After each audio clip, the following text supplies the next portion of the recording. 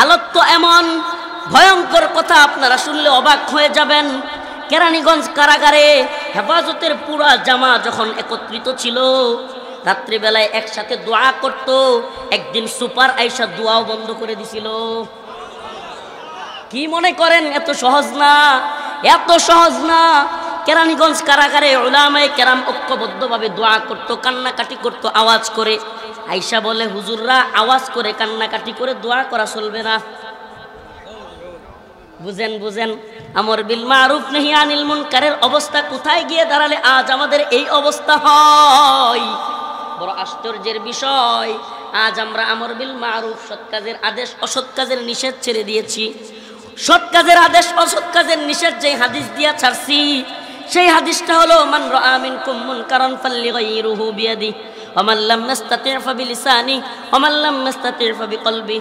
এই কলবির কথা বলে বলে যে অন্তরে ঘৃণা করতে হবে। প্রথম ঘৃণা কি? মান রাআ মিনকুম মুনকারান, তোমাদের মধ্যে কেউ যদি খারাপ কাজ দেখে, অসৎ কাজ দেখে, ফালইগাইরুহু বিয়াদিহি, কি করো? হাত দিয়া ঠেকাও। কি করো? হাত দিয়া ঠেকাও। এটা হলো প্রথম কাজ। কি কাজ? মুমিনের প্রথম স্তর। দ্বিতীয় স্তর হলো ওয়ামাল্লাম নাস্তাতি' ফাবিলিসানি, কি জিহ্বা দ্বারা, জবান দ্বারা, তারপরে বাধা দেওয়া কথার দ্বারা। এরপরেও যদি না পারে ফাবিকলবিহি, এরপরেও যদি না পারে তাহলে অন্তর থেকে। এই 3 নাম্বার স্তরটাকে দিয়া আমরা এমন জায়গায় গেছি, অন্তরে ঘৃণা করার নামে এখন কেউ মুখেও বলে না, হাত দিয়াও থামায় না। শাইখুল হাদিস আল্লামা আজিজুল হক রহমাতুল্লাহি আলাইহি বলতেন, উনি এই হাদিসের দর্শ দিয়ে গিয়ে বলতেন, যদিও হুজুরের কাছে আমার একাধিক জায়গায় শুনেছি, হুজুর বলতেন ফাবিকলবিহি, এই যে অন্তর থেকে ঘৃণা আছে কি না, এটা তখনই বোঝা যাবে যখন যে ব্যক্তি খারাপ কাজ করবে সে ব্যক্তিকে এড়ায়া চলবে। একটু ভালোভাবে বুঝেন, যে ব্যক্তি খারাপ কাজে লিপ্ত সে ব্যক্তিকে সে সালামও দেয় না, দেখলেই মুখটা এরকম করে রাখে। এমনকি সে তার বাড়িতে দাওয়াত খায় না, নিজেও দাওয়াত দেয় না। এমনকি তার দোকান থেকে, দোকান থাকলে তার দোকান থেকে কিছু কিনে না, তার ব্যবসা প্রতিষ্ঠান থাকলে বা কোনো কিছু থাকলে সেখানে চাকরিও করতে যায় না। অথচ আমাদের অবস্থান কি? আমাদের অবস্থান কি? আমরা ঘৃণা করার নামে তার চাকরিও করি, তার লগে খাই, তার লগে উঠি, কুলাকুলি করি, মানুষের মাঝে তারে নিয়ে ঘুরি। অথচ সেই নেতার কথা আসলেই বলে মন থেকে ঘৃণা করি। আশ্চর্য, হাস্যকর কথা। এটা ঘৃণা? এটা ঘৃণার আলামত? উল্টা যদি কিছু নেতারে বলতে যায়, ওই সামসা কয় কি, হুজুর এখন তো সময়টা ভালো না, মন থেকে ঘৃণা করেন।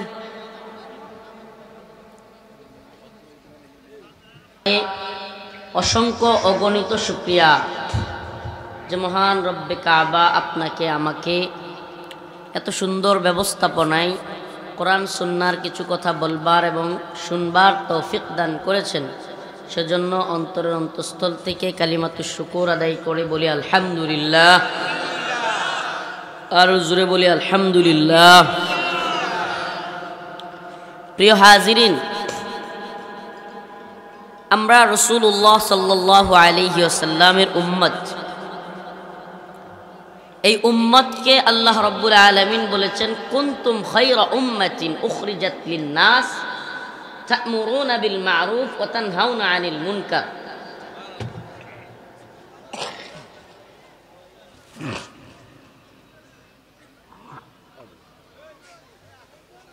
আল্লাহ পাক এই উম্মতের পরিচয় দিতে গিয়ে কি বলছেন? কুনতুম খায়রা উম্মাতিন উখরিজাত লিন-নাস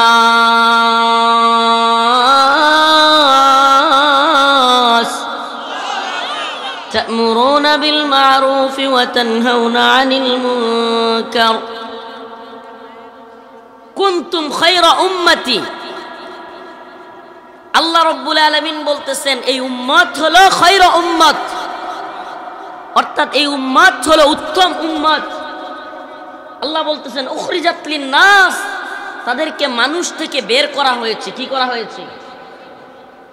আমি আপনি বের হয়ে আসিনি, বের করা। কথা শুনতেছে না? আমি যে প্রোগ্রামে যাচ্ছি আলহামদুলিল্লাহ, আপনি তাকায় দেখেন হুজুর কয়জন মুরব্বী দেখবেন, সব যুবক, প্রায় 95% যুবক, 5% মুরব্বী হইতে পারে। তো এই যে যুবকরাও যদি কথা না শুনে, খেয়াল করে, কিংবা কথা না বলে, তাহলে তো আলোচনা বুঝতেছে কিনা, আপনারা বুঝতেছেন কিনা এটা তো বোঝা যায় না। আল্লাহ পাক বলেছেন কুনতুম খায়রা উম্মাতিন উখরিজাত লিন-নাস, এই উম্মত হলো শ্রেষ্ঠ উম্মত। উখরিজাত লিন-নাস, তাদেরকে বের করা হয়েছে। কি করা হয়েছে? আমরা নিজেরা বের হয়েছি মানুষদের থেকে, নাকি এই উম্মাকে যাচাই বাছাই করে মনোনীত করে আল্লাহ পাক খাসভাবে যাচাই বাছাই করে মনোনীত করে বের করেছেন? কে বের করেছেন? তার মানে আল্লাহ পাক মানুষ থেকে একটা দলকে, একটা উম্মাহকে, একটা জামাকে বের করার পিছনে অবশ্যই অবশ্যই কোনো না কোনো কারণ রয়েছে। কারণ ছাড়া বের করছেন আল্লাহ। আল্লাহ তাআলা এর পরে বলে দিয়েছেন এই শ্রেষ্ঠ উম্মত হতে হলে তোমাদের কাজগুলো শ্রেষ্ঠ হতে হবে। তা'মুরুনা বিল মারুফ ওয়া তানহাউনা আনিল মুনকার, তোমরা সৎ কাজের আদেশ করবে, অসৎ কাজের নিষেধ করবে। কি করবে? সৎ কাজের, অসৎ কাজের নিষেধ করবে। তার মানে বোঝা গেল যারা সৎ কাজের আদেশ করবে এবং অসৎ কাজ হতে নিষেধ করবে তারাই হলো শ্রেষ্ঠ উম্মাহ। এখন কোনো ব্যক্তি যদি বলে হুজুর আপনার বলার দরকারটা কি? আপনি নিজের মতো করে খানখায় থাকেন, মাদ্রাসায় থাকেন, মসজিদে থাকেন, রাষ্ট্র ব্যবস্থার কি হলো, সামাজিক ব্যবস্থার কি হলো, অর্থনৈতিক অবস্থার কি হলো, বিশ্ব রাজনীতির কি হলো, আপনি আদার ব্যাপারী জাহাজের খবর কেন নেন? আমি বলতে চাই বেটা আমার তুমি আদার ব্যাপারী বানায়া দিয়া তুমি জাহাজের মালিক বনে গেছো। বেটা তুমি কে? তোমরা আমাদেরকে আদার ব্যাপারী বলে তোমরা জাহাজের মালিক বনে গেছো, তোমারে মালিক বানাইলো কে? আরে আমার আল্লাহ তো বলেছেন আন্নাল আরদু ওয়ারিসুহা ইবাদিয়াস সালিহুন, এই জমিনের মালিক আমি ওয়ারিসানা সূত্রে মুসলিহ সালেহ বান্দাদেরকে দিয়ে দিছি। আরে জমিন তো আল্লাহর কাছ থেকে আমরা নিয়েছি ওয়ারিস হিসেবে। কি আজীব অবস্থা, আমরা কথা বলতে পারবো না। আন্নাল আরদু ওয়ারিসুহা ইবাদিয়াস সালিহুন, আল্লাহ বলতেছেন আমি আমার সালেহ বান্দাদের কাছে এই জমিনকে ওয়ারিস হিসেবে পাঠাইছি। অতএব ওয়ারিস হিসেবে পাইছি জমিন আমরা। এখন আমাদের কথা ছাড়া যদি কেউ জোর জবরদস্তি কইরা কিছু করতে চাই, ওরা হলো ভাড়াটিয়া, দখলদার, সন্ত্রাস। কথা একটু ভালোভাবে বুঝেন। ইসলামী শরিয়ার মত হলো এই পুরো পৃথিবী শাসন করবে মুসলিমরা। এই পুরো পৃথিবীর শাসনভার দেওয়া হয়েছে মুসলিমদের হাতে। আল্লাহ পাক সুস্পষ্ট বলে দিয়েছেন আন্নাল আরদু ওয়ারিসুহা ইবাদিয়াস সালিহুন, সালেহ বান্দারাই হলো আমার পক্ষ থেকে মনোনীত, নির্বাচিত এবং শ্রেষ্ঠ উম্মতদের দল, যাদেরকে আমি ওয়ারিস সূত্রে জমিনের মালিকানা দিয়েছি। এখন জমিনের মালিকানা যারা পাইছে তাদের কাজ কি? তাদের কাজ হলো ভিন্ন যারা আছে, যারা থাকতে চায় এই জমিনে, এই উম্মার অংশ নয়, তারা থাকার দুইটা সুরত। কয়টা সুরত? প্রথমত হলো এই জমিন একমাত্র মুসলিমদের জন্য। পুরো পৃথিবী শাসনভারের দায়িত্ব আল্লাহ পাক দিয়েছেন ইসলাম এবং মুসলিম উম্মার জন্য। যারা আল্লাহকে মানে না, গায়রুল্লাহর পূজা করে, কিংবা কোনো মূর্তি পূজা করে, দেবদেবীর পূজা করে, কিংবা তিন প্রভুর পূজা করে, তিন প্রভুর ইবাদত করে, তাদের কাছে কোনো ধরনের মালিকানা আল্লাহ দেন নাই। আল্লাহ বলছেন আমি মালিকানা দিয়েছি ইবাদিয়াস সালিহুন, আমার সালেহ বান্দাদের কাছে। অতএব এই সালেহ বান্দারা ব্যতীত, মুসলিমরা ব্যতীত যারা আমার এই ভূখণ্ডে থাকবে তাদের জন্য সিস্টেম দুইটা, এর বাহিরে কোনো সিস্টেম নাই। এক নাম্বার সিস্টেম হলো হয় জিজিয়া দাও। কি দাও? জিজিয়া দিতে হবে, নতজানু হয়ে থাকতে হবে। আরে আমাদের ইতিহাস তো এটাই ছিল। আরে এই চীন, এই ভারত, এই আমেরিকা সহ, ইউরোপ সহ গোটা বিশ্ব মুসলিমদের কাছে জিজিয়া দিত। আমরা ছিলাম ক্ষমতায়, আমাদের পায়ের নিচে জিজিয়া দিয়ে নতজানু হয়ে পুরো পৃথিবী বাঁচত। আর আজকে আমাদের অবস্থা হলো আমাদের শরিয়ত নাই, আমাদের খিলাফত নাই, যেই কারণে আমাদের অবস্থা হলো এখন আমরাই এমন অবস্থায় আছি, জাতিসংঘ, অমুক সংঘ, তমুক সংঘ এই কুফরি সংঘগুলোকে ট্যাক্স দিয়ে ওদের কথা মতো কুফরি কার্যক্রম চালিয়ে আজ আমাদের নতজানু হয়ে বাঁচতে হয়। এই বাঁচতে হতো না, এইভাবে বাঁচার প্রয়োজন ছিল না। আমরা মাথা উঁচু করে আসলিম তাসলিম বলে দাওয়াত দিতে পারতাম। রাসূলুল্লাহ সাল্লাল্লাহু আলাইহি ওয়াসাল্লামের সুন্নাহ অনুযায়ী রাসূল সাল্লাল্লাহু আলাইহি ওয়াসাল্লাম তার সাহাবায়ে কেরামকে যেভাবে চিঠি লিখতেন, সুস্পষ্ট লেখা থাকতো আসলিম তাসলিম, হয় মুসলিম হও নিরাপদ থাকো, মুসলিম হবা না জিজিয়া দাও, চুক্তিতে আবদ্ধ হও, জিজিয়া কর দিয়া বাইচা থাকো, তাও দিবা না। তৃতীয় অপশন আর কোনো অপশন নাই। 3 নাম্বার অপশন হলো ফায়াকতুলুনা ওয়া ইউকতালুন, তোমাদের সাথে আমাদের যুদ্ধ হবে। এই তো ছিল মুসলমানদের ইতিহাস, এই তো ছিল ইসলামী শরিয়ার মানসিকতা, এই তো ছিল ইসলামী শরিয়ার আসলি হাকিকত। ওয়ালাকিন আজকে কি হলো? আজকের অবস্থা তো এই, আমাদের মধ্যে কিছু ভাই না বুঝে বলে কাদিয়ানীরাও দেশে থাকতে পারবে শুধু কাফের পরিচয় হইলেই হলো। আজীব অবস্থা। কাদিয়ানীরা তো কাফের না, কাদিয়ানীরা তো মুরতাদ কাফের, জঘন্য কাফের। তাহলে যদি কাদিয়ানীরা মুরতাদ হয়, মুরতাদদের মাসআলা কি অন্যান্য কাফেরদের মতো রাষ্ট্রে জিজিয়া দিয়া থাকার কোনো মাসআলা আছে নাকি? যদি না থাকে তাহলে তাদেরকে কিভাবে আমরা বলি কাদিয়ানীরাও অন্যান্য কাফেরদের মতো থাকবে? আরে জিজিয়া করের মাসআলা তো একমাত্র হলো যারা আসলি কাফের, যারা মুসলিম থেকে মুরতাদ হয়ে গিয়েছে, এদের কোনো জিজিয়া নাই, এদেরকে হত্যা করাই হলো ইসলামের বিধান। ও প্রিয় হাজিরিন, কথাগুলো খুব ভালোভাবে বুঝবেন। আমাদের ইতিহাস এমন ছিল না, আমাদের ইতিহাস ছিল আমরা বিজয়ী জাতি ছিলাম।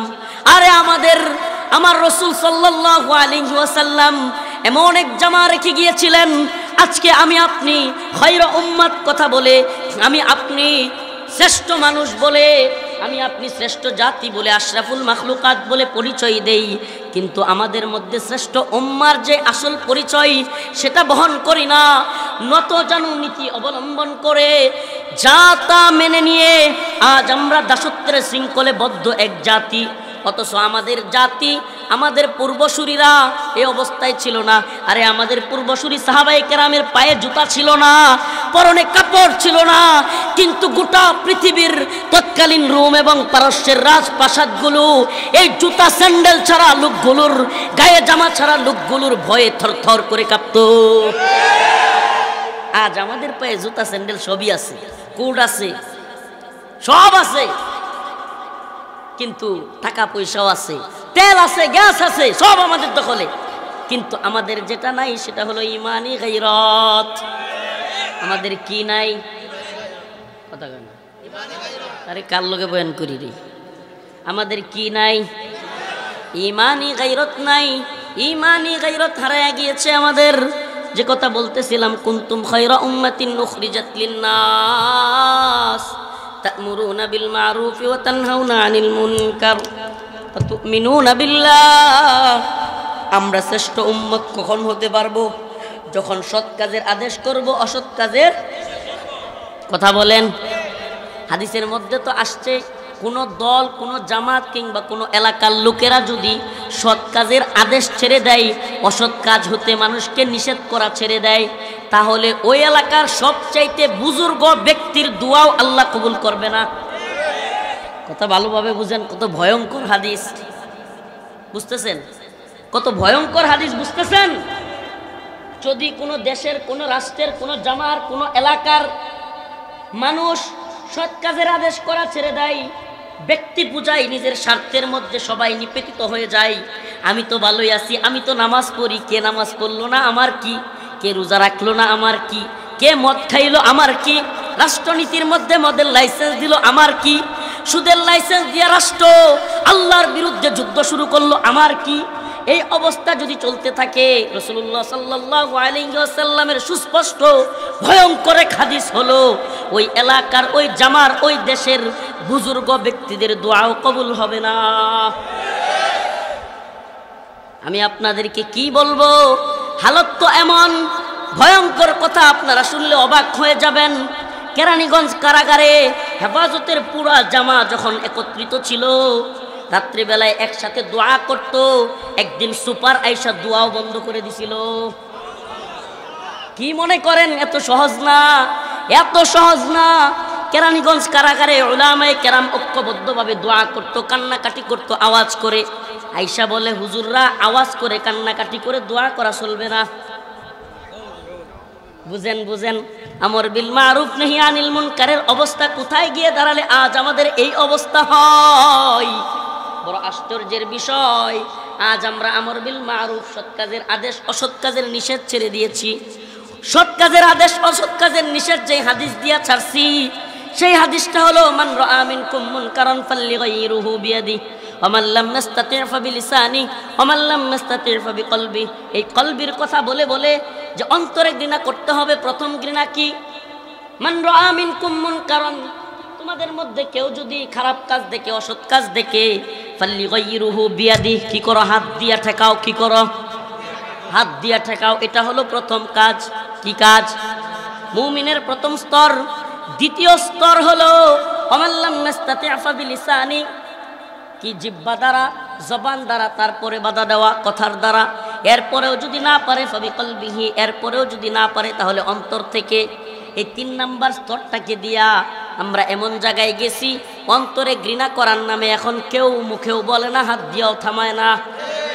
শাইখুল হাদিস আল্লামা আজিজুল হক রহমাতুল্লাহি আলাইহি বলতেন, উনি এই হাদিসের দর্শ দিয়ে গিয়ে বলতেন, যদিও হুজুরের কাছে আমার একাধিক জায়গায় শুনেছি, হুজুর বলতেন ফাবিকলবিহি, এই যে অন্তর থেকে ঘৃণা আছে কিনা এটা তখনই বোঝা যাবে যখন যে ব্যক্তি খারাপ কাজ করবে সে ব্যক্তিকে এড়ায়া চলবে।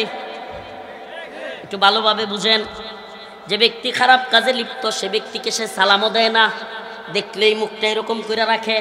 এমনকি সে তার বাড়িতে দাওয়াত খায় না, নিজেও দাওয়াত দেয় না। এমনকি তার দোকান থেকে, দোকান থাকলে তার দোকান থেকে কিছু কিনে না, তার ব্যবসা প্রতিষ্ঠান থাকলে বা কোনো কিছু থাকলে সেখানে চাকরিও করতে যায় না। অথচ আমাদের অবস্থান কি? আমাদের অবস্থান কি? আমরা ঘৃণা করার নামে তার চাকরিও করি, তার লগে খাই, তার লগে উঠি, কুলাকুলি করি, মানুষের মাঝে তারে নিয়ে ঘুরি। অথচ সেই নেতার কথা আসলেই বলে মন থেকে ঘৃণা করি। আশ্চর্য, হাস্যকর কথা। এটা ঘৃণা? এটা ঘৃণার আলামত? উল্টা যদি কিছু নেতারে বলতে যাই, ওই সামসা কয় কি, হুজুর এখন তো সময়টা ভালো না, মন থেকে ঘৃণা করেন।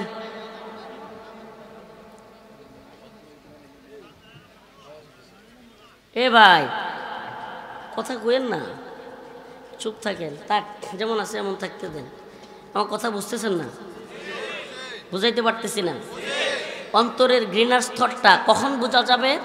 যখন আমি ওই ব্যক্তির খাবার খাবো না, ওই ব্যক্তিকে দেখলে আমার মুখ কালো হয়ে যাবে, আমি ঘৃণা করি। এটা কখন বোঝা যাবে? এলাকার এক লোক বড় জালেম, জুলুম করে, মানুষের জমি মেরে খায়, মানুষের টাকা মেরে খায়, আমি তাকে বাধা দিতে পারতেছি না, সে মদ খায়, চিল্লাচিল্লি করে, তার নামে মামলা দেয়। এমন লোক, আমি তাকে বাধা দিতে পারতেছি না, আমার নামে মামলা করে দিবে বা বিভিন্ন খারাপ কাজে আমার জড়াইয়া দিবে।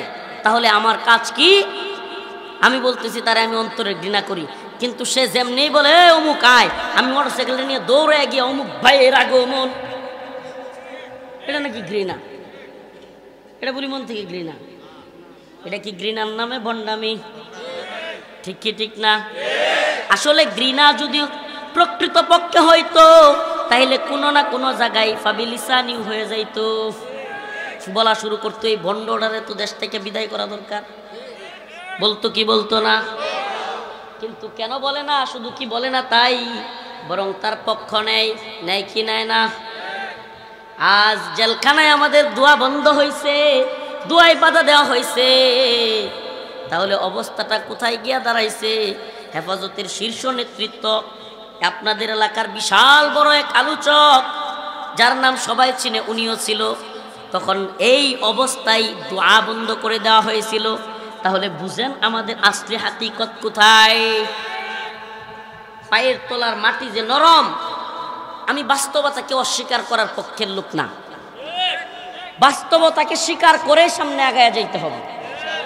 বাস্তবতাকে যারা স্বীকার করতে পারে সমাধানের পথও থাকে, আর যারা বাস্তবতাকে অস্বীকার করে আকাশ কুসুম স্বপ্ন দেখে, তারা শুধু স্বপ্নই দেখে, বাস্তবতার সাথে সেটার কোনো মিল থাকে না। এজন্য আমরা যেমন স্বপ্ন দেখি তেমনি ভাবে আমাদের বাস্তবতাও জানি। আমাদের পিছনে অমুক লোক তমুক লোক অমুক ভাই আসছে, রাজপথ কাঁপছে, আমরা জানি কিছুই কাঁপাকাঁপি করে না, এটা আমরা জানি। এর লিগে আমাদের অন্তরে এগুলোর বিন্দু মাত্র কোনো ধরনের লাগে না, কোনো কাজ করে না। স্লোগান দেয়, চিল্লায় আটকায়ও না, কইতে থাক, কত আটকাবো। কারণ আমি চিন্তা করছি মাঝে মাঝে, কইছি আমার সাথে যারা তাই হ্যান্ড মাইক একটা লইতে হইব, যেই কিছু কইবো আমি আটকাই দেবো, হ্যান্ড মাইক দিয়ে গেলে তো শুনবো, আর না হলে তো ওয়াজের আগেই গলা বসে যাবো, হ্যাঁ করে থামাইতে থামাইতে। ঠিক কি ঠিক না? প্রিয় হাজিরিন, আপনাদের মোহাব্বত আমি জানি আপনারা মোহাব্বত করেন, এদেশের যুবকরা আমাকে মোহাব্বত করে, এটা বিশ্বাস করি। কিন্তু হে যুবকেরা, হে যুবক ভাইরা, তুমি যতদিন না পর্যন্ত মনে রাখবা, আজকে তোমার ভাইকে যদি কেউ মারে, আমি চ্যালেঞ্জ করলাম, এই এলাকার নাম কি? চর গোসাইপুর, নবীনগরের কোনো মানুষও যদি তোমার ভাইকে মারে, আমি চ্যালেঞ্জ করলাম, তুমি যদি শুনো নবীনগর বাজারে তোমার ভাইকে কেউ মারতেছে, তুমি এখান থেকে দৌড়ায় যাবা, কোনো কথা ছাড়াই, দ্বিধা ছাড়াই তুমি দৌড়ায় যাবা। কেন? ভাইয়ের প্রতি তোমার মোহাব্বতটা এমন পর্যায়ে গেছে। আমি চ্যালেঞ্জ করে বলতে পারি, হে যুবক ভাই, যতদিন না পর্যন্ত ইসলামকে, মুসলমানদেরকে এবং আল্লাহর রসুলকে তোমরা এর চাইতে বেশি ভালোবাসতে না পারবা, ততদিন বিজয় আসবে না। আরে তোমরা যদি শুনো, রফিকুল ইসলাম মাদানিকে তো আটকানো হয়েছে, আবার তোমরা যদি দৌড় দিয়ে না যাও, তবে বিজয় কখনোই আসা সম্ভব না। তোমার ভাইকে তুমি ভালোবাসো, কিন্তু দ্বীনের জন্য আলেমদেরকে, দ্বীনের জন্য রসুলকে ভালোবাসো না। রসুলকে গালি দেওয়ার পরে তোমার মধ্যে ভাইকে গালি দিলে যে ঘৃণা আসে, ওইটা আসে না। তোমার ইমানি গায়রতের লেভেল তুমি নিজেই বুঝো, তোমার ইমানি গায়রতের লেভেল একবারে জিরো, আর তোমার ভ্রাতৃত্ববোধ, নিজের ভাইয়ের প্রতি ভালোবাসার অবস্থান হলো 100% হাই। ঠিক কি ঠিক না?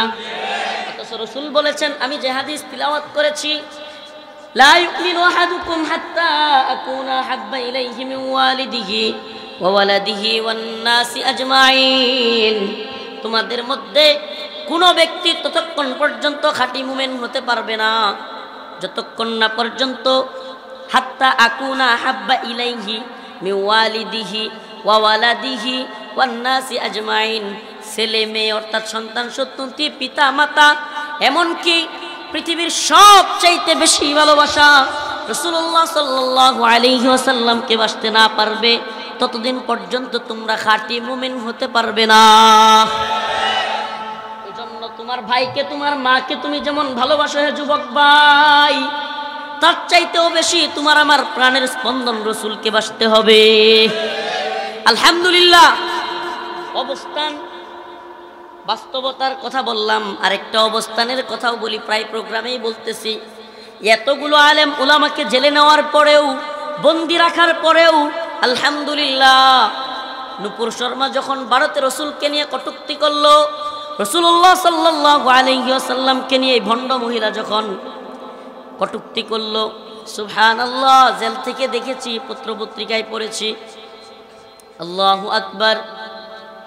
ঢাকার নটরডেম কলেজের ছেলেরা যেই মতিঝিলের শাপলা চত্বরে আমরা গিয়া মার খেলাম, আমরা এত বড় আক্রমণের শিকার হলাম, আল্লাহর রসুলের পক্ষের সৈনিকেরা, নটরডেম কলেজের ছাত্ররা তাদের পোশাক পরে মতিঝিলের রাস্তা রসুলের পক্ষে ঘেরাও করে ফেলছে। আপনারা অনেকেই হয়তো দেখেছেন। এ বিজয়, এটাও অস্বীকার করার সুযোগ নাই।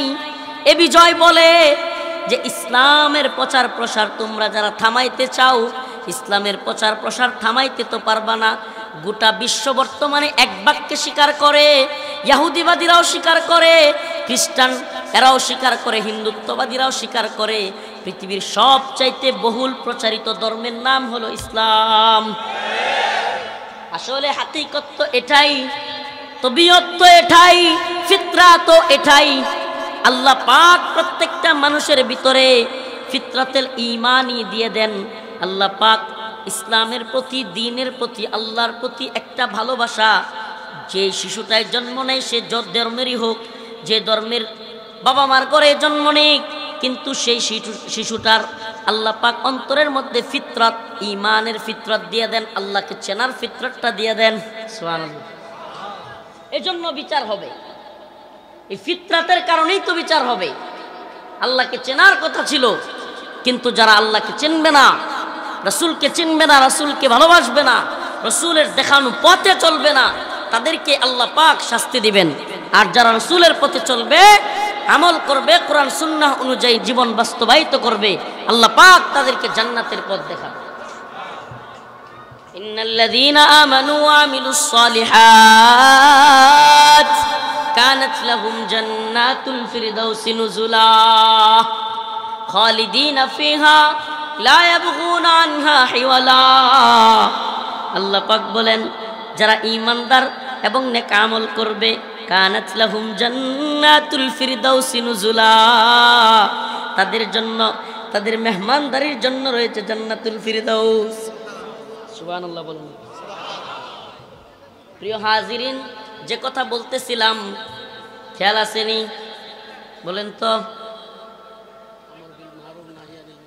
মাশাআল্লাহ, হুজুর বয়ান আমার ভালো শুনতেছে, আপনারা শুনতেছেন না। আমর বিল মারুফ নাহি আনিল মুনকার আমাদের থেকে হারায় গেছে।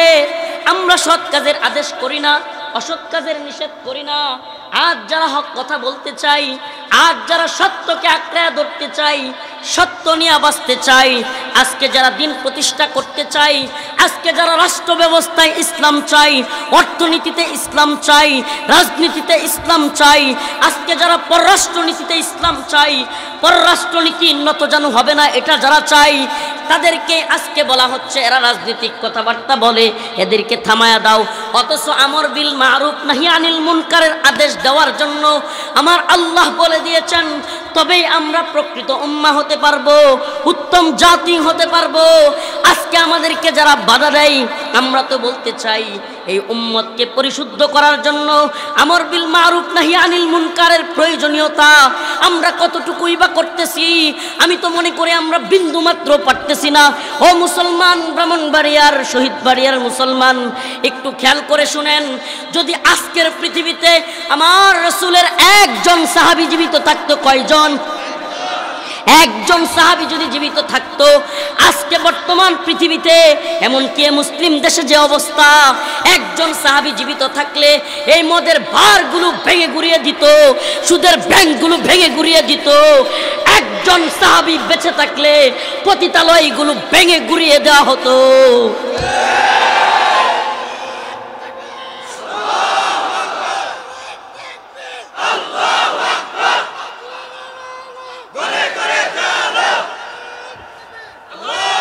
বাস্তবতা কি? আমরা কিছুই পারি না। আল্লাহ রাসূলের একজন সাহাবী যদি এই অবস্থায় জীবিত থাকতো, একজন, কয়জন? একজন সাহাবী যদি জীবিত থাকতো, মদের লাইসেন্স দেওয়া, রাষ্ট্রের মধ্যে মদের বৈধতা দেওয়া সম্ভব ছিল? এই মদের বারগুলো মানুষকে নিয়ে আল্লাহর নবীর একজন সাহাবী কি করতো? ভেঙে ফেলতো। কনফার্ম, নিশ্চিত ভেঙে ফেলতো। এই সুদের ব্যাংকগুলো একটাও কি থাকতো? আজ আমাদের এই যুবক ভাইরা, এই যে এই যুবক ভাইগুলো আজকে পড়াশোনা করে, তাদের সিলেবাসের মধ্যে সুদের পড়াশোনা। হায় আফসোস, এই বইগুলো পুড়িয়ে দিত একজন সাহাবী জীবিত থাকলে। সুদের পড়া যে বইয়ে পড়া হয়, যে ব্যাংক সুদকে জায়েজ বলে, অথচ হাল্লাল্লাহুল বাই'a ওয়া হাররামার রিবা, আল্লাহ সুদকে হারাম করেছেন। আল্লাহ বলেছেন, ইন্নামাল খামর ওয়াল মাইসির ওয়াল আনসাব ওয়াল আজলাম রিজসুম মিন আমালিশ শাইতান। খামর, মদ, জুয়া এগুলো হলো শয়তানের কাজ। আল্লাহ নিষেধ করেছেন, অবৈধ করেছেন। আজকে যারা অবৈধতাকে বৈধ দিচ্ছে, আজকে আল্লাহর অবৈধতাকে বৈধতা দেওয়া, পতিতালয়ের লাইসেন্স দেওয়া, একজন সাহাবী জীবিত থাকলে এগুলো সম্ভব ছিল? তাহলে আমরা একটু একটু ইমানি গায়রত দেখাই, এতেই যেই জ্বলা জ্বলে, তাইলে একজন সাহাবী জীবিত থাকলে কি অবস্থাটা হইতো? আমাদের ইমানি গায়রত, এই ন্যূনতম গায়রত রফিকুল ইসলাম মাদানী, আলী হাসান উসামা, মুফতি হারুন ইজহার কিংবা শেখ মামুনুল হকের এই ন্যূনতম গায়রত দেখেই যেই জ্বলন জ্বলে, একজন সাহাবী জীবিত থাকলে এদের অবস্থা কি হইতো? এদের এক একটা সাহাবায়ে কেরামের গায়রত দেখে হার্ট অ্যাটাক করে মারাই যেত। সুবহানাল্লাহ। তো আমরা কিভাবে উত্তম জাতি হতে পারবো? আল্লাহ বলছেন, উখরিজাত লিন-নাস, তোমাদেরকে মানুষদের থেকে বেছে বেছে বের করা হয়েছে। আপনি আমি বের হই নাই, আপনি আমি ইচ্ছা করে মুসলমান হতে পারি নাই, ইমানদার হতে পারি নাই, সালেহ বান্দা হতে পারা সম্ভব না। আল্লাহ পাক আমাদেরকে বাছাই করেছেন, মনোনীত করেছেন। আরে আল্লাহ পাক এক ওয়াক্ত নামাজের একটা সিজদার যদি আপনাকে আমাকে অনুমতি না দেন, তৌফিক না দেন, কেউ করতে পারবে? আল্লাহ পাক আপনাকে আমাকে সিজদা করার তৌফিক দিচ্ছেন। এই আপনারা করতেছেনটা কি? বেশি করতেছেন কিন্তু এখন। এই বাবা চুপ থাকেন তো, কেউ কথা বলিয়েন না, দয়া করে কেউ কথা বলিয়েন না। আল্লাহ পাক আমাদেরকে তৌফিক দিয়েছেন সিজদা করার, আল্লাহ পাক আমাদেরকে তৌফিক দিয়েছেন। বাবা বাবা প্লিজ কেউ কথা বলার দরকার নাই, যে বসে আছে দাঁড়ায় আছে যেমনি আছে, আমি কিন্তু মাইক ছেড়ে দিব। তাই বাবা থাক ভাই। আল্লাহ পাক এই জমিনের কি মালিকানা কাকে দিয়েছেন? আমাদেরকে, ইবাদিয়াস সালিহুন। অথচ আমরা জমিনের মালিকানা পাই আজকে ভাড়াটিয়াদের চাইতেও খারাপ অবস্থায় আছে। আপনাদের এলাকার হুজুর জুনায়েদ আল্লাহ হুজুর প্রায় প্রোগ্রামেই বলে কথাটা, যে আমরা এই জমিনের মামুর বাড়ির বাদাইম্মা না, কথা অনেক বলে। কিন্তু আমি বলি বাস্তবতা হলো আমাদের অবস্থা ভাড়াটিয়াদের মতো। এত এত আলে মুরগির বাচ্চার মতো ঠুস করে নিয়ে গেল সব দিকে। সিল যেমন নেওয়া যায় না, থাবা দিয়ে দিয়া সবগুলোরে ঠুস ঠুস করে নিয়ে গেল। কিছু হয়েছে? হ্যাঁ, কেন হয় না জানেন? এটা আমি বলি আপনাদেরকে, বুঝেন, একটু একটু ভালো করে বুঝেন। হ্যাঁ বিবারিয়ার মুসলমানরা, কেন হয়েছে জানেন? বাবা থাক, আর কথা বলিয়েন না, থাক, কেউ কাউকে ধমক দিয়েন না।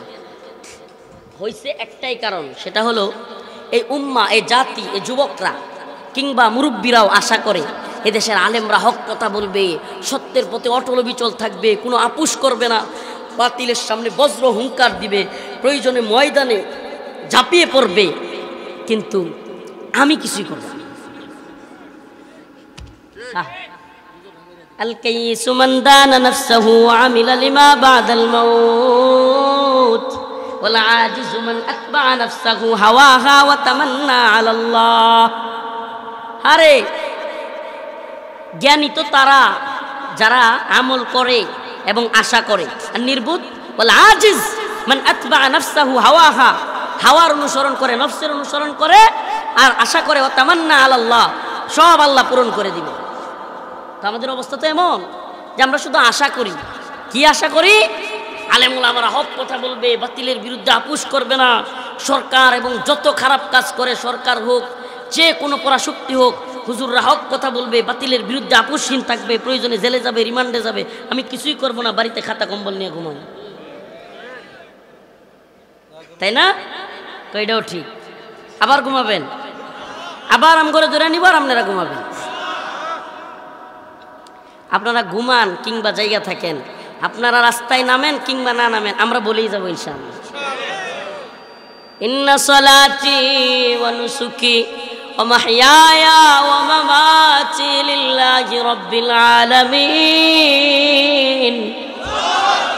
ইন্না সালাতি ওয়া নুসুকি ওয়া মাহইয়ায়া ওয়া মামাতি লিল্লাহি রাব্বিল আলামিন। আরে আমার নামাজ, আমার কুরবানি, আমার হায়াত, আমার মৃত্যু সবকিছু কার জন্য? কে থাকলেন কে থাকলেন না এটার পরোয়া করে কথা বলি না, জানি আবারও হয়তো থাকবেন না। বাকি আল্লাহ পাক কি ফয়সালা করে রেখেছেন জানি না। আল্লাহ পাক যদি চান এই উম্মার বিজয় দিবেন, আমাদের হাত ধরেই হতে পারে। এই উম্মার বিজয় যদি আমাদের হাতে থাকে হলো, আর যদি না হয়, আমি তো বলেছি তরুণ প্রজন্মের আলেমদেরকে, ভাই আমাদেরকে তক্তার মতো হয়ে যাইতে হবে, সিঁড়ি হয়ে যাইতে হবে।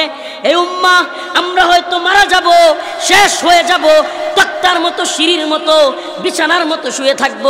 এই উম্মাহ আমাদের উপর দিয়ে পা দিয়ে বিজয়ী হয়ে ওপারে চলে যাবে ইনশাআল্লাহ। আমরা হয়তো মরে যাব, আমরা হয়তো আমাদেরকে তক্তার মতো বিছিয়ে ফেলা হবে, কিন্তু এই উম্মাহ যেন আমাদের এই বিছানু দিয়ে বিজয়ী হয়ে, আজকে আফগানের বিজয় আপনারা দেখেন, কিন্তু জানেন আফগানে কত শত শত হাজার হাজার শাহাদাত লাভ করেছে মানুষ? কেউ চিনে তাদেরকে, জানে তাদেরকে? আজকে আমরা আব্দুল গনি বারাদারকে চিনি, সিরাজউদ্দিন হাক্কানি হাফিজাউল্লাহকে চিনি, আজকে আমরা হিবাতুল্লাহ কুনজারা হাফিজাউল্লাহকে চিনি, কিন্তু এমন হাজারো শহীদ আছে যাদেরকে আমরা চিনিও না, জানিও না।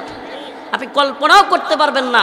আফগান জাতির ইতিহাস হলো এমন যে একটা এলাকায় যাবেন, যায়া দেখবেন বেশিরভাগ 100 মহিলা থাকলে 90টা মহিলা বিধবা।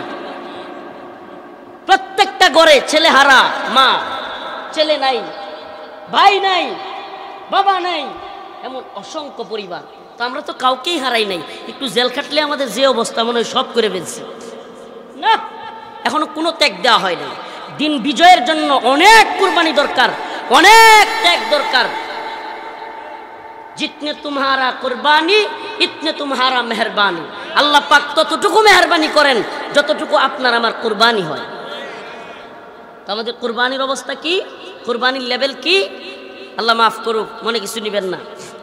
আজ বেতন নিয়ে মাদ্রাসায় চাকরি করলে আমি মনে করি আমি মনে হয় সব দিনের কাজ করে ফেলতেছি, বাস হয়ে গেছে। আজ আমি মসজিদে ইমামতি করি, বেতন নেই, কিন্তু আমি মনে করি আমি সব দিনের কাজ করে ফেলতেছি। আমি ছোট করতেছি না, কাউকে অসম্মানী করতেছি না। হ্যাঁ, আপনি অবশ্যই দিনের কাজ করতেছেন, কিন্তু দিনের পরিপূর্ণ কাজ আমার আপনার দ্বারা এখনো হচ্ছে না। দিন বিজয়ের কাজ তখনই হবে যখন আপনি একটা মসজিদে আছেন। তো সমস্যা কি? সকলকে দিন বিজয়ের কথা বুঝাবেন, ইসলামী শরিয়া প্রতিষ্ঠা, রাষ্ট্র ব্যবস্থায় ইসলাম প্রতিষ্ঠাটা তখন বুঝাবেন, তখন আপনার দাওয়াতটা কিছু না কিছু হলেও হবে। আমি এজন্য বলি আমাদের অনেক দায়িত্ব আছে, অনেক কাজ আছে। যে ব্যক্তি 5 ওয়াক্ত নামাজ পড়েন, যুবক ভাই, কলেজে পড়েন, ভার্সিটিতে পড়েন, ম্যাচিউর পারসন, মানুষকে বুঝাইতে পারেন। আপনারও কাজ হলো দিন বিজয়ের জন্য 5 জন বন্ধুকে বুঝান যে আমাদের এই তন্ত্রমন্ত্রের ধ্বজাধারীদের দিয়া, এই তন্ত্রমন্ত্রের রাষ্ট্র ব্যবস্থা দিয়া কোনো মুক্তি, কামিয়াবি, সফলতা আসবে না, দুনিয়াতেও না, আখিরাতেও না। এটা বুঝান, 5 জনকে বুঝান, 10 জনকে বুঝান। একজন ইমাম সাহেব মুসল্লিদেরকে বোঝান। আপনার মুসল্লিদের মধ্যে উকিল থাকতে পারে, বিচারপতি থাকতে পারে, আপনার মুসল্লিদের মধ্যে বিশাল বড় শিল্পপতি থাকতে পারে, আপনার মুসল্লিদের মধ্যে অনেক বড় চাকরিজীবী থাকতে পারে, প্রশাসনের লোক থাকতে পারে। বুঝান যে আমাদের রাষ্ট্র ব্যবস্থায় ইসলাম কেন দরকার, কোরআন সুন্নাহ কেন দরকার, আখেরাতের ফিকির তাদের অন্তরে ধরায়া দেন। আজ হবে না, কাল হবে না, 10 বছর পরেও হবে না, এটা কি আমি আপনি জানি? আমাদের আমাদের ফিকির কোরআন সুন্নাহ অনুযায়ী রাষ্ট্র ব্যবস্থা। এই যে প্রথমে একজন স্লোগান দিয়েছে, খুব ভালো লেগেছে, হয়তো শরিয়াত নয়তো শরিয়া প্রতিষ্ঠা দরকার। আপনি কল্পনাও করতে পারবেন না, 2.5 বছরের মধ্যে গোটা পৃথিবীর সবচাইতে পাওয়ারফুল মুদ্রা হলো আফগানি মুদ্রা।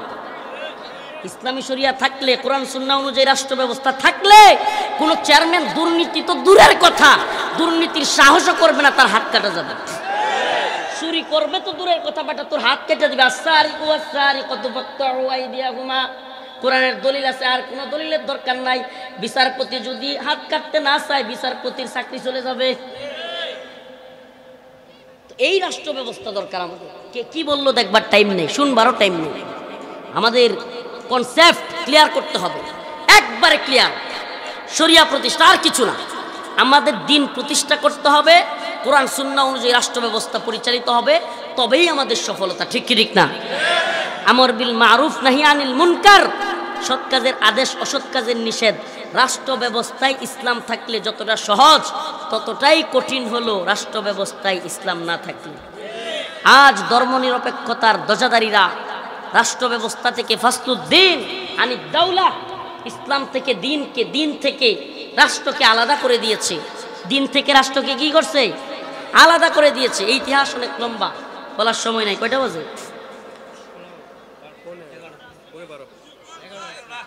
আমি 11:15 বাজে, 12টা ইনশাল্লাহ শেষ করব। 11 মিনিট আপনাদেরকে একটু ইতিহাস শোনাই। আজকে আমরা যে রাষ্ট্র ব্যবস্থাগুলো গোটা পৃথিবীতে দেখতেছি, তথাকথিত মুসলিম রাষ্ট্র, এগুলো নামদারি মুসলিম শাসকগুলো, এই ভণ্ড আরব শাসকরাও এগুলো সেই ইউরোপ আমেরিকার স্টাইলে রাষ্ট্র চালাচ্ছে, যেগুলোতে ইসলামের দ্বীনের মৌলিক বিধানগুলোকেও অবমাননা করা হচ্ছে, অবহেলিত করা হচ্ছে, নিষিদ্ধ করে দেওয়া হচ্ছে। এটা কোত্থেকে আসলো? ইতিহাসটা একটু সহজেই, 11 মিনিট মাত্র আছে, বেশি থাকবো না। ইতিহাসটা একটু জানি। মধ্যযুগে ইউরোপে এক ভয়াবহ অবস্থার তৈরি হয়েছিল। সেটা কি? মধ্যযুগে ইউরোপের রাষ্ট্র ব্যবস্থায় পাদ্রী, পোপ গির্জায় যারা থাকতো বা খ্রিস্টানদের যারা ধর্মগুরু ছিল এদেরকে কি বলতো? পোপ। কি বলে? পোপ কিংবা পাদ্রী। ওই পাদ্রীদের সাথে পোপদের সাথে এক ভয়াবহ দ্বন্দ্ব লেগে গিয়েছিল। কিসে দ্বন্দ্ব? পাদ্রী এবং পোপদের সাথে খ্রিস্টানদের সাথে এক ভয়াবহ ক্রুসেড চলতেছিল মুসলিমদের। ক্রুসেড যুদ্ধ, ধর্মীয় যুদ্ধকে কি বলে? ক্রুসেড। তো এই ক্রুসেড চলতেছিল খ্রিস্টানদের সাথে মুসলিমদের। আর এদিকে মুসলিমরা বিশিষ্ট বিশিষ্ট বিজ্ঞানী তৈরি হচ্ছিল। জ্ঞান বিজ্ঞানে, জ্ঞান চর্চায়, ইলমি দিক থেকে, অস্ত্রের দিক থেকে, যুদ্ধের দিক থেকে, সব দিক থেকে মুসলিমরা তৎকালীন ইউরোপের থেকে এগিয়ে গিয়েছিল। সুবহানাল্লাহ। তখন ওই ইউরোপের তারা চিন্তা করলো, ওই ফিরিঙ্গিরা, যে মুসলিমদেরকে বাধাগ্রস্ত করা যায় কিভাবে। তখন তারাও বিজ্ঞান চর্চা শুরু করলো, জ্ঞান বিজ্ঞানের পরিচর্চা শুরু করলো। কিন্তু একটা সমস্যা বাইরে গেল। কি? জ্ঞান বিজ্ঞানের চর্চা যখন ইউরোপ শুরু করে দিল, এখন এই যে পুপরা ছিল, পাদ্রী বা ধর্মযাজকরা ছিল, ধর্মগুরুরা, এরা দেখলো সর্বনাশ। জ্ঞান বিজ্ঞানের চর্চা যত বাড়ছে, গির্জায় লোক আসা তত কমছে। জ্ঞান বিজ্ঞানের চর্চা যত বাড়ছে,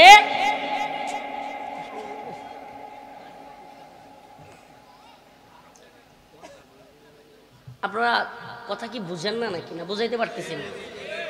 একটু রিপ্লাই দিয়েন। আমার কথার সাথে রিপ্লাই না দিলে আমার ভালো লাগে না। জ্ঞান বিজ্ঞানের চর্চা যত বাড়ছে, গির্জায় বা খ্রিস্টানদের যে উপাসনালয়, আমাদের মসজিদ, তাদের উপাসনালয়কে গির্জা, প্রেগুড়া এগুলো বলে। তো এগুলোতে লোকদের যাওয়া বন্ধ, কমে গেছে।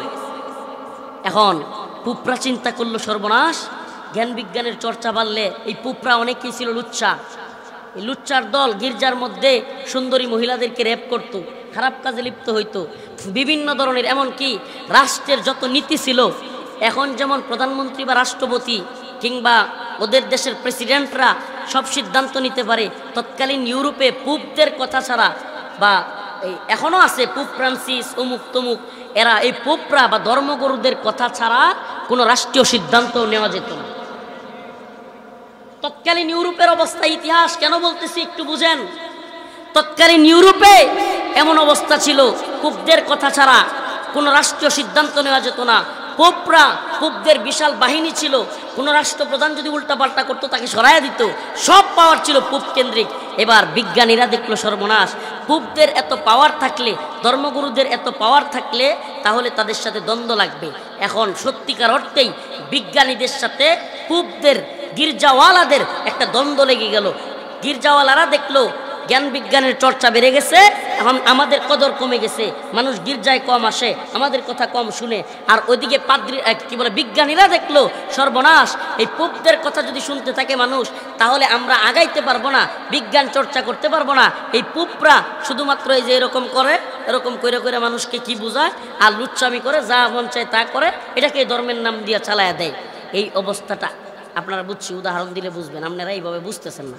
উদাহরণটা মনে করেন, এই দ্বন্দ্বটা, পোপদের আর বিজ্ঞানীদের দ্বন্দ্বটা বর্তমানে যারা কিনা আহলে সুন্নাত ওয়াল জামাতের প্রকৃত অনুসারী, অর্থাৎ সুন্নাহকে অনুসরণ করে, এরা যখন বিপ্লব ঘটতেছে আস্তে আস্তে, মানুষ যখন হক্কানি আলেম উলামাদের সংস্রবে যাচ্ছে, ঠিকঠাক মতো নামাজ পড়তেছে, কোনো বিদআতি কার্যক্রমে যাচ্ছে না, মানুষ যখন সহিহ হাদিস, কোরআনের আয়াতের দলিল দিয়া কথা শুনতেছে এবং কাজ করতেছে, তখন বর্তমান বিদআতি ভণ্ড পীরদের যেমন জ্বলা যায়, ভণ্ড পীররা মনে করে এই বুঝি আমাদের ব্যবসার লাল বাতি জ্বলে গেল। এখন সবাই বুঝছে, এখন কমন পড়ে গেছে। ভণ্ড পীররা, বিদআতিরা যেমন মনে করে যে মানুষ তো এখন মসজিদমুখী হয়ে যাচ্ছে,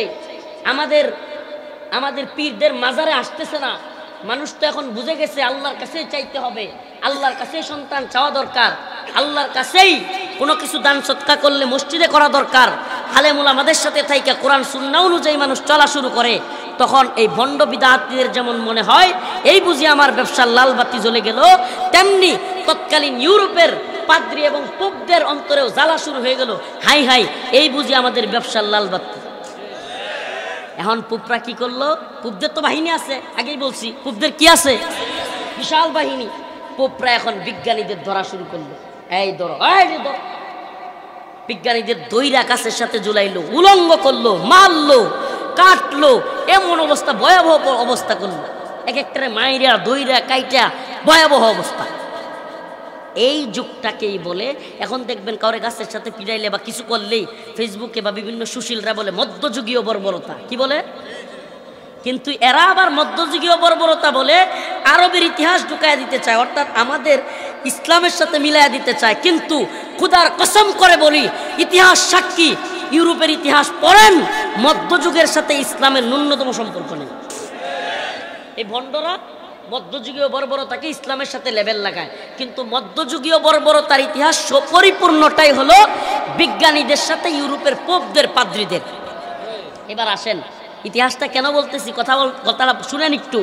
ইতিহাসটা এজন্য বলতেছি, সেই পোপ এবং পাদ্রীরা যেমনি ভাবে ওই বিজ্ঞানীদেরকে ধৈর্য ধরে মারা শুরু করেছিল, বিজ্ঞানের সাথে ধর্মের সহ অবস্থান, তখন বিজ্ঞানীরা মনে করলো যে এটা আর সম্ভব না। কিনা? মানে বিজ্ঞানের সাথে ধর্মের সহ অবস্থান, মানে ধর্ম পালন করলাম, বিজ্ঞানও মানলাম, এইরকম অবস্থান তখন ছিল না। কারণ পোপরা দেখতেছিল মানুষ জ্ঞান বিজ্ঞানের চর্চা করলে আমাদের ব্যবসা থাকবে না, সুন্দরী মহিলারা আসবে না, আকাম কুকামও করতে পারবো না, টাকা পয়সাও দিবে না, রাষ্ট্রনীতিও আমাদের কথায় চলবে না। এই যে মানুষ, ইউরোপের মানুষেরা চিন্তা করলো, তৎকালীন তথাকথিত সভ্য জাতি, আজকে আমরা যাদেরকে বলি সভ্য দেশ, মানুষ মাঝে মাঝে আমাদের দেশের লোকেরা বলে সভ্য দেশে এটা হয় না, ওটা হয় না, এরা এদের সভ্যতা, এদের সভ্যতার ইতিহাস কি জানেন? আজকের যে স্টেডিয়াম দেখেন না, খেলা দেখেন না, আপনি জানেন খেলা যে দেখেন, এই স্টেডিয়ামের সভ্যতা কোত্থেকে আসছে? প্রথম স্টেডিয়াম কোথায় ছিল? আছে গ্ল্যাডিয়েটর কারা? কৃতদাস, গুলাম, মুসলমানদেরকে দৈরা দৈরা সেই স্পেন থেকে, আন্দালুস থেকে, বিভিন্ন এলাকা থেকে মুসলিমদেরকে দৈরা দৈরা বন্দি কইরা ওই এরিয়ার ভিতরে চারদিকে তারা হাসাহাসি করতো, হাততালি দিত। আজকের এই যে হাততালির ইতিহাস এবং সেই গ্ল্যাডিয়েটরদের ইতিহাস, এই গ্ল্যাডিয়েটরদেরকে ওই মাঠে ছেড়ে দিত, মাঠের মধ্যে সিংহ ছেড়ে দিত, হিংস্র প্রাণী ছেড়ে দিত, বিভিন্ন ধরনের বন্য জন্তু ছেড়ে দিত। আর এই কৃতদাসরা খালি গায়ে থাকতো, খালি গায়ে উলঙ্গ থাকতো, তাদের সাথে হিংস্র প্রাণীদের সাথে লড়তে হইতো। এক পর্যায়ে লড়তে লড়তে যদি তুমি বাইচা যাও, বাইচা গেলা, মারা গেলে তো গেলাই, মারা গেলে কামড়াইতেছে, মানুষ চিৎকার করতেছে, ওরা হাততালি দিত আর হাসত। এই তো সভ্যদের ইতিহাস। বলবেন হুজুর এটি তো আগে করছে, এখন কি আর করে? এখন আরো বড় বন্ড হইছে এরা, এখন আরো বড় বন্ড। কি এরা এখন আরো এই পশ্চিম, এই ইউরোপ কিংবা আমেরিকা, এরা আরো বড় ভণ্ড। কি বড় ভণ্ড? কি এই জাতিসংঘ যে কত বড় ভণ্ড, এটা আপনাদেরকে বুঝায়। আজকের ইতিহাস একটু বলি। আজকের ইতিহাস হলো, ইউক্রেন রাশিয়া যখন যুদ্ধ লাগলো, রাশিয়ার বাহিনী যখন ইউক্রেনের উপর আক্রমণ করলো, গোটা পশ্চিম নড়িয়া চুরে বসছে, জাতিসংঘ পাগলের মতো হয়ে গেছে। এই মিটিং ডাকে, আবার মিটিং ডাকে, এই নিরাপত্তা পরিষদের মিটিং ডাকে, এই সাধারণ পরিষদের মিটিং ডাকে, মানে একটা অস্থির অবস্থা। এমন কি বলা শুরু করলো বিশ্ব media, CNN, BBC Bangla, Washington post, voice of America, সবগুলো একসাথে, হাই হাই হাই রে, রাশিয়া কি খারাপ কাজ করলো, এরা শয়তানের মতো কাজ করেছে, এরা এই সন্ত্রাসী কার্যক্রম করেছে, ইউক্রেনের মানুষদেরকে এরা হত্যা করতেছে। আর যখন ইউক্রেনের লোকেরা, মহিলারা পর্যন্ত ককটেল বানানো শুরু করলো, পেট্রোল বোমা বানানো শুরু করলো, এবং বিভিন্ন যুবকরা অস্ত্র নিয়ে ঝাঁপাইয়া পড়া শুরু করলো, এই ভণ্ড ইউরোপ আমেরিকা বলতে লাগলো মিডিয়ার মাধ্যমে যে এরাই হলো প্রকৃত স্বাধীনতাকামী যোদ্ধা। কি বললো? এরা হলো প্রকৃত স্বাধীনতাকামী যোদ্ধা। ঠিক যখনই ইসরায়েল ফিলিস্তিনে আক্রমণ করলো, মুসলিমদেরকে মারা শুরু করলো, এই ভণ্ডগুলো বলা শুরু করলো যে ফিলিস্তিনিরাই হলো সন্ত্রাস। বুঝছেন তো ভণ্ডামি? আগে যারা মারছে, রাশিয়া আক্রমণ করছে ইউক্রেনে, তখন বোমা বানাইলে, ইউক্রেনের মহিলারাও বোমা বানাইলে, ইউক্রেনের মহিলারা হয়ে যায় যোদ্ধা, দেশপ্রেমিক। আর ফিলিস্তিনের মুসলিমরা তাদের ভূখণ্ড দখলদার ইসরায়েল থেকে বাঁচাইতে চাইলে এরা হয়ে যায় সন্ত্রাসী। তাইলে বুঝেন এই পশ্চিম কতটা অসভ্য। আর আমার দেশের মুসলিমরা, আহা সরল মনা মুসলিমরা, অবুঝ মুসলিমরা, এই ইউরোপ আমেরিকায় যাইতে পারলে নিজেরা গর্বিত মনে করে। হাফ প্যান্ট খুলে পড়তে পারলে আর মহিলাদেরকে দেখতে পারলেই ভাল লাগে না, শয়তানের কাহিনী। এছাড়া তো আর কি, এছাড়া আর সভ্যতা আছে কি এদের? এই উলঙ্গদের সভ্যতা এছাড়া আছে কি? ও প্রিয় হাজিরিন, প্রিয় হাজিরিন, কথাগুলো এজন্য বলছি, এই ইউরোপের ইতিহাস থেকে আজকের শিক্ষা কি? এবার আসেন, কেন ইতিহাসটা টান দিয়েছি? ফাসলুদ্দিন আনিদ দাওলা, ধর্ম থেকে রাষ্ট্রকে আলাদা করার এই মিশন, এটা আমাদের মিশন না। ধর্ম থেকে রাষ্ট্রকে কি করা? পররাষ্ট্রনীতিতে ইসলাম চলবে না, অর্থনীতিতে ইসলাম চলবে না, রাজনীতিতে ইসলাম চলবে না, স্বরাষ্ট্রনীতিতে ইসলাম চলবে না। ইসলাম শুধুমাত্র মসজিদের মাদ্রাসায় খানকায় থাকবে। এই মিশন আমাদের না। তৎকালীন ইউরোপের পোপরা যখন বিজ্ঞানীদের উপর নির্যাতন শুরু করলো, তখন পোপদেরকে বিতাড়িত করে বিজ্ঞানীরা দেখলো ধর্ম এবং বিজ্ঞানের সহাবস্থান সম্ভব না। প্রকৃত পক্ষেই তৎকালীন পোপদের কার্যক্রম এমন অবস্থায় গিয়েছিল, আসলেই সম্ভব ছিল না। আমাকে বলেন, পোপদের তৎকালীন কার্যক্রম আর আমাদের ইসলাম ধর্মের কার্যক্রম কি এক হয়েছে? অথচ এই ভণ্ডরা সেই যুক্তি দেখিয়ে আজও রাষ্ট্র ধর্ম ইসলাম কিংবা রাষ্ট্রের নীতি, পররাষ্ট্রনীতি কিংবা ইসলামী শরিয়া রাষ্ট্র ব্যবস্থায় নিতে চায় না। যুক্তি কি দেয়? যে রাষ্ট্রের সাথে ধর্মের সহাবস্থান সম্ভব না। এটা বলে বলেই ফাসলুদ্দিন আনিদ দাওলা, রাষ্ট্র থেকে ধর্মকে পৃথক করা হয়েছে। প্রিয় হাজিরিন, ইসলাম এমন এক ধর্ম যেটা রাষ্ট্র থেকে আলাদা হওয়ার মতো না। আমার রাসূল সাল্লাল্লাহু আলাইহি ওয়াসাল্লাম এই দ্বীনকে প্রতিষ্ঠিত করার জন্যই জমিনে এসেছেন। হুয়াল্লাযী আরসালা রাসূলাহু বিল হুদা ওয়া দীনিল হক লিইয়ুযহিরাহু আলাদ দীনি কুল্লিহি ওয়ালাউ কারিহাল মুশরিকুন।